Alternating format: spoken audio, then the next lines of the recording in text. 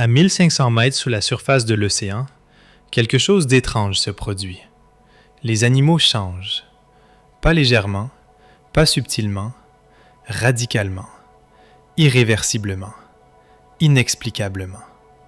Leur corps s'étire dans des proportions impossibles. Leurs yeux grossissent jusqu'à dépasser la taille d'une assiette ou disparaissent complètement.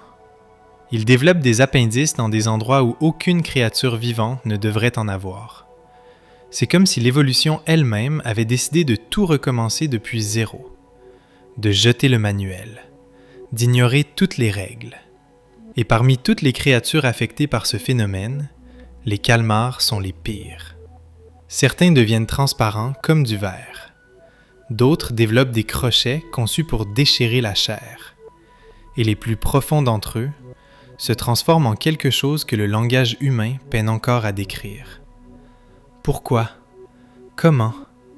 Et jusqu'où cela va-t-il? Zone épipélagique. Le calmar tel qu'on le connaît. Pour comprendre cette transformation, il faut d'abord partir du début, du calmar normal. Voici le calmar de récif. Il vit dans la zone épipélagique, la couche supérieure ensoleillée de l'océan. 2 yeux, 10 tentacules, une forme reconnaissable. Rien d'inquiétant, rien d'étrange. C'est le calmar de vos cauchemars les plus rassurants. Mais descendez dans la zone crépusculaire et regardez ce qui lui arrive. Zone crépusculaire. La transformation commence. Les premiers signes apparaissent progressivement. Le calmar luciole adopte la bioluminescence. Son corps entier parsemé de points lumineux bleus et blancs. Honnêtement, c'est plus magnifique qu'effrayant. Les calmars de verre deviennent transparents. Leurs organes visibles à travers leur corps comme à travers une fenêtre. Étrange, mais encore gérable. Mais à la partie la plus profonde de cette zone, quelque chose de fondamentalement différent apparaît. Le calmar de Humboldt. Les diables rouges des mers. Plus d'1,80 m de long, jusqu'à 45 kg. Et les premiers calmars de l'histoire à avoir développé des crochets conçus spécifiquement pour déchirer la chair. Pas pour attraper, pas pour tenir, pour arracher.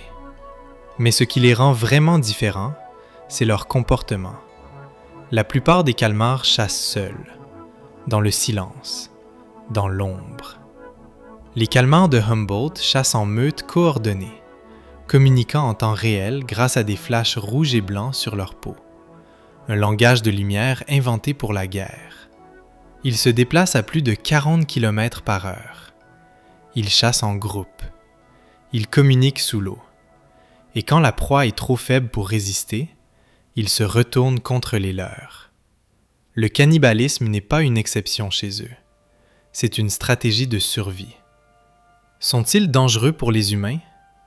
Leurs crochets peuvent blesser, sérieusement. Mais ils préfèrent des proies plus petites. Crevettes, crabes, petits calmars. Aucun décès humain confirmé à ce jour. Pour l'instant. Zone de minuit. Là où l'évolution devient folle. Descendez encore. Passez le kilomètre de profondeur. Entrez dans la zone de minuit. Et les calmars que vous rencontrerez ici ont été tellement remodelés par l'évolution que même les scientifiques peinent à les décrire calmement. Voici le Promachoteuthis, le calmar aux dents humaines. Je vais vous laisser un moment pour absorber ça. Un calmar, avec des dents, qui ressemblent aux vôtres. La réalité est légèrement moins cauchemardesque. Ce ne sont pas de vraies dents. Ce sont des lèvres repliées de tissu mou entourant le bec du calmar. Un bec qu'il utilise toujours pour trancher ses proies. Je ne suis pas certain que ça aide vraiment. Un seul spécimen a été capturé. Il mesurait à peine 2,5 cm. C'est probablement la seule bonne nouvelle de toute cette histoire. À l'opposé absolu du spectre, le calmar le plus long du monde. Le calmar géant. jusqu'à 14 mètres de long. Les plus grands yeux du règne animal, chacun plus grand qu'une assiette à dîner. Un manteau de muscles purs. Des tentacules bordés de dents. Un bec capable de trancher les os.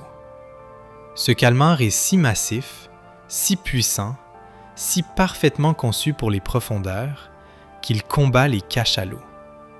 Pas fuir les cachalots, les combattre. Des cachalots de 50 tonnes plongent à des milliers de mètres dans l'obscurité totale, spécifiquement pour les chasser. Et ils en ressortent couverts de cicatrices, des marques de ventouses, des blessures de crochets, gravées dans leur peau comme des médailles de guerre. Dans leurs estomacs, les scientifiques ont trouvé des becs de calmars géants, la seule partie d'un calmar que rien ne peut digérer, en raison de sa solidité absolue.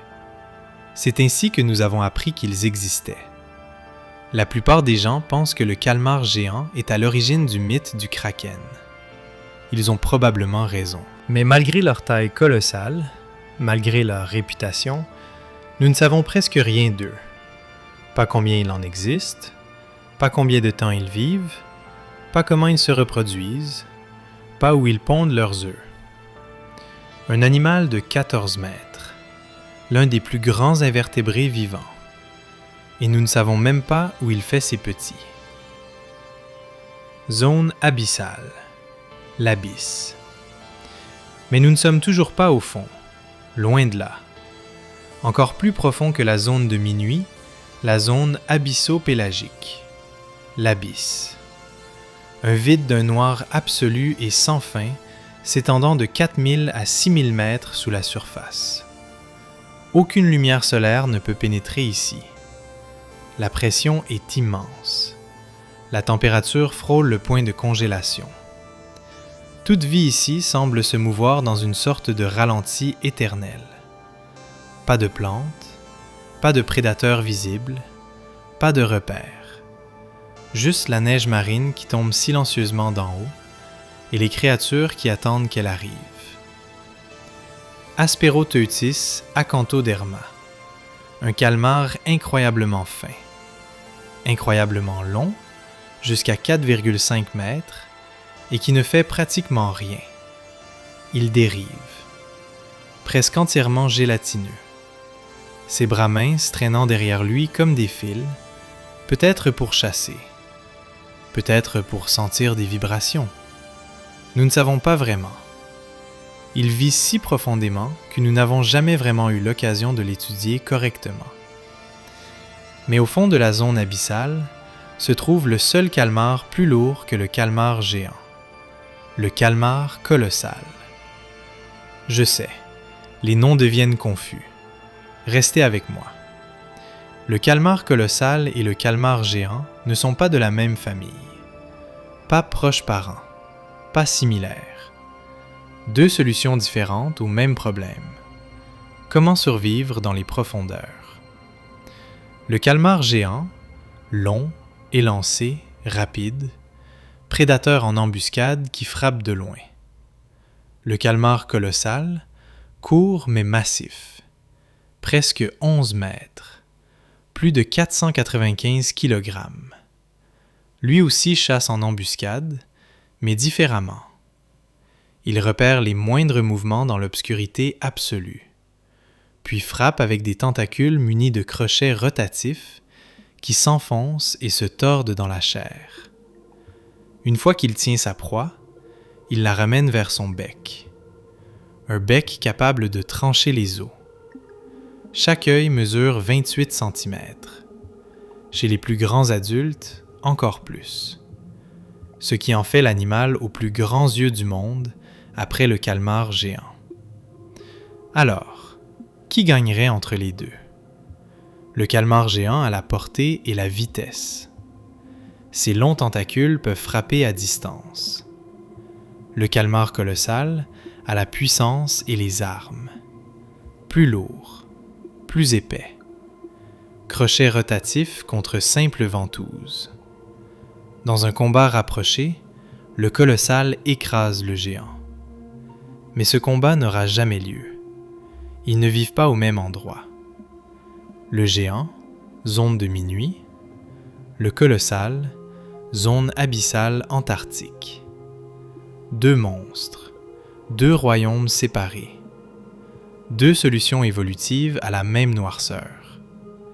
Ce qu'ils partagent, c'est un ennemi commun, le cachalot. 50 tonnes de prédateurs qui plongent à des milliers de mètres dans une obscurité totale en utilisant uniquement l'écholocation.